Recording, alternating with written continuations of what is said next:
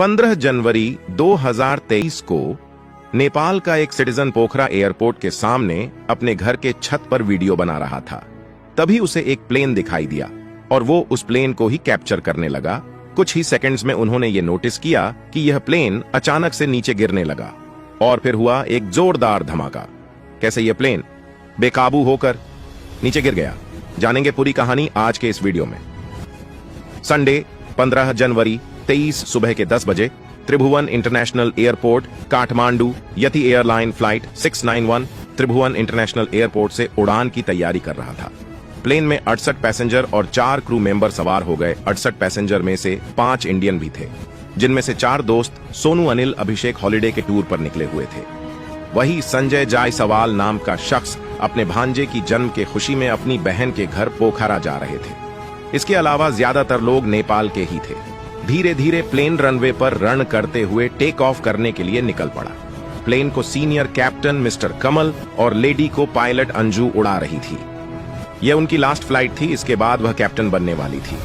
बताया जाता है कि इनके हस्बैंड भी एक पायलट थे जो यति एयरलाइन में ही फ्लाइट उड़ाया करते थे। कुछ सालों पहले उनका प्लेन भी क्रैश हो गया और हादसे में उनके पति की भी मौत हो गई। मौसम बिल्कुल साफ था। ऊंचे ऊंचे पर्वतों से होते हुए या प्लेन मजे से उड़ते जा रहा था। इस प्लेन को पोखरा इंटरनेशनल एयरपोर्ट पर जाना था। यह पोखरा इंटरनेशनल एयरपोर्ट कहाँ है? यह है नेपाल में। अगर हम मैप में देखें तो यहाँ पर हमें 2 एयरपोर्ट देखने को मिल जाएगा। ये है पोखरा डोमेस्टिक एयरपोर्ट, यानी कि यहाँ पर सिर्फ लोकल प्लेन टेक ऑफ और लैंडिंग किया करते थे। 15 दिन पहले ही 1 जनवरी को नए साल के शुभ अवसर पर पोखरा डोमेस्टिक एयरपोर्ट को बंद करके 3 किलोमीटर दूर एक नए इंटरनेशनल एयरपोर्ट से रिप्लेस कर दिया गया और इस तरह से पोखरा डोमेस्टिक एयरपोर्ट पोखरा इंटरनेशनल एयरपोर्ट में बदल गया। फ्लाइट 691 को इसी एयरपोर्ट के रनवे नंबर 30 पर लैंड करना था। फ्लाइट 691 पोखरा एयरपोर्ट के एरिया में दाखिल हो गया। पायलट धीरे धीरे लैंडिंग प्रोसीजर को फॉलो करते हुए लैंडिंग की तैयारी करने लगा। एटीसी ने कहा कि आप रनवे पर 30 पर लैंड कर सकते हैं, पर पायलट ने एटीसी से यह रिक्वेस्ट किया कि हम रनवे 12 पर लैंड करना चाहते हैं। कुछ मिनट में ये प्लेन एयरपोर्ट का चक्कर लगाकर रनवे नंबर 12 से इलाइन होकर लैंडिंग करने के लिए नीचे आने लगा। पैसेंजर को समझ में नहीं आ रहा था कि प्लेन चक्कर क्यों लगा रहा है। उन्हीं 4 दोस्तों में से सोनू जायसवाल फेसबुक पर लाइव आ जाते हैं। फेसबुक पर लाइव देखने वाले किसी भी शख्स को यह पता नहीं था कि कुछ ही सेकंड्स में यह प्लेन क्रैश होने वाला है। छत के ऊपर से एक शख्स वीडियो बना रहा था। तभी अचानक से यह प्लेन लेफ्ट की ओर मुड़ गया और कुछ ही सेकंड्स में हुआ एक जोरदार धमाका। देखते ही देखते यह प्लेन आग की लपटों में घिर गया। यह प्लेन हादसा पुराने पोखरा एयरपोर्ट से 1 किलोमीटर के दायरे में हुआ था।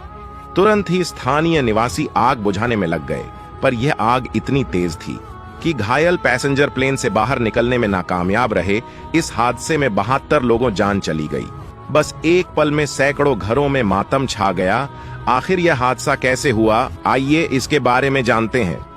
इस रिकॉर्डिंग में हम देख सकते हैं कि यह प्लेन ऑलमोस्ट नीचे आ चुका है और लैंडिंग करने के लिए आगे बढ़ रहा है।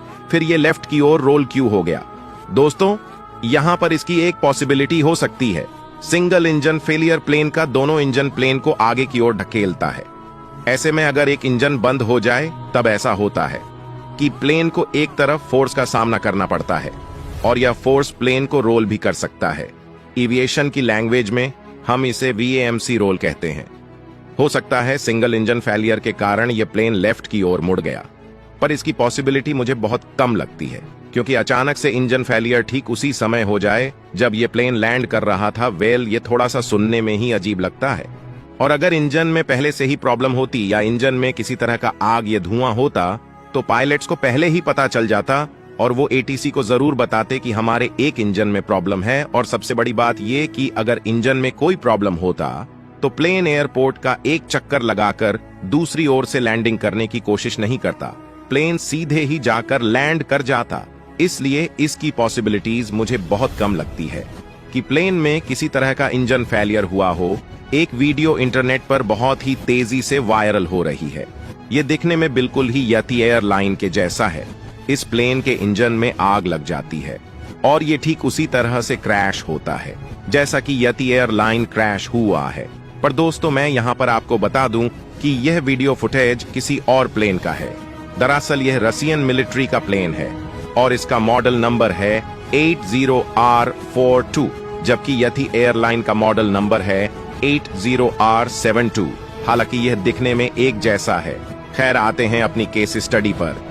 दोस्तों, पहली पॉसिबिलिटी इंजन फेलियर के बारे में तो हमने देख लिया। अब बात करते हैं दूसरी पॉसिबिलिटी की, जिसे हम एविएशन के लैंग्वेज में कहते हैं स्टॉल।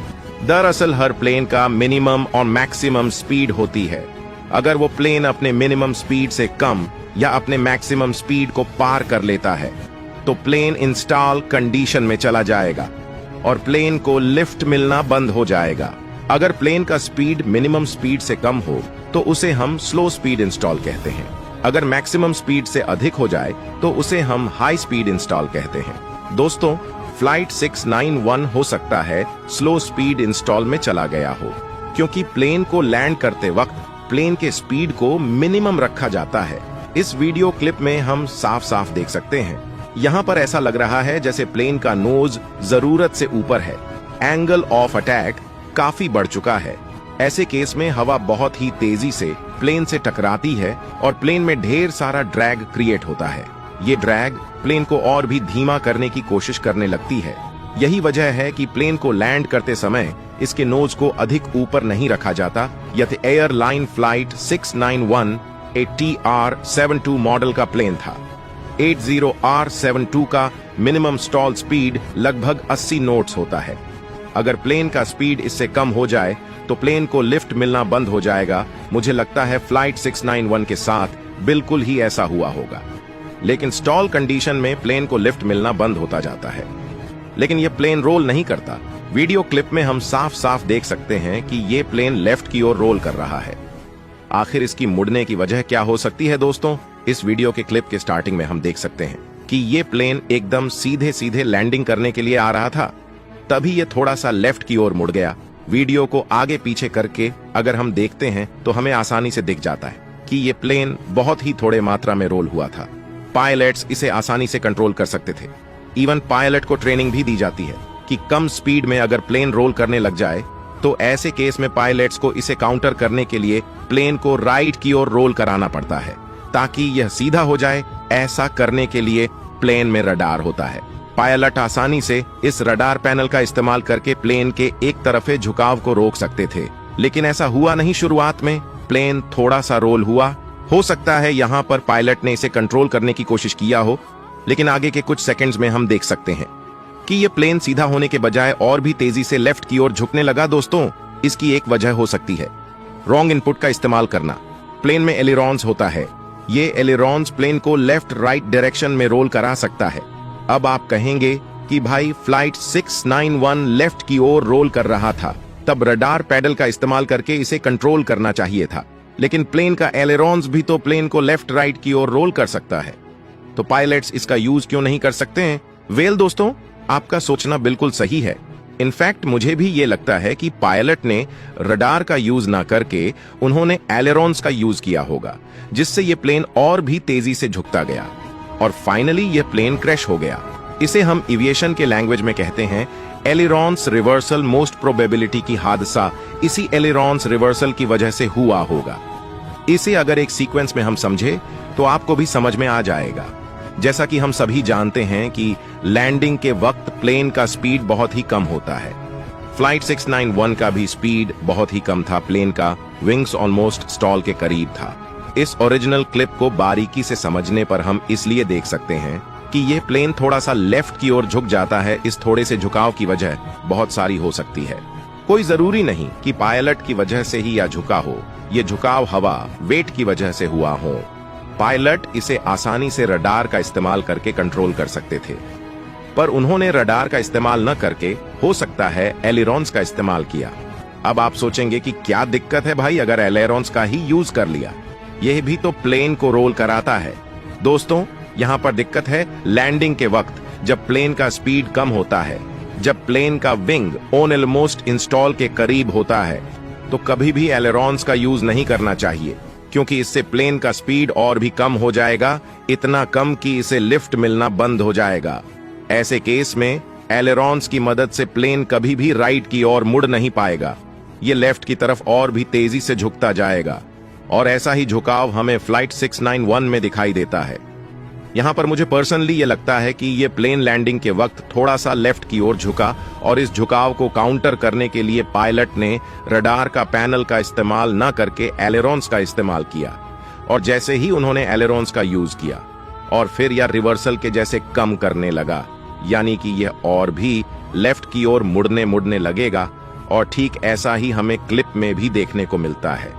पायलट को ट्रेनिंग के दौरान बताया जाता है कि प्लेन का स्पीड अगर कम हो या फिर स्टॉल स्पीड के आसपास हो तो कभी भी एलेरॉन्स का इस्तेमाल नहीं करना चाहिए।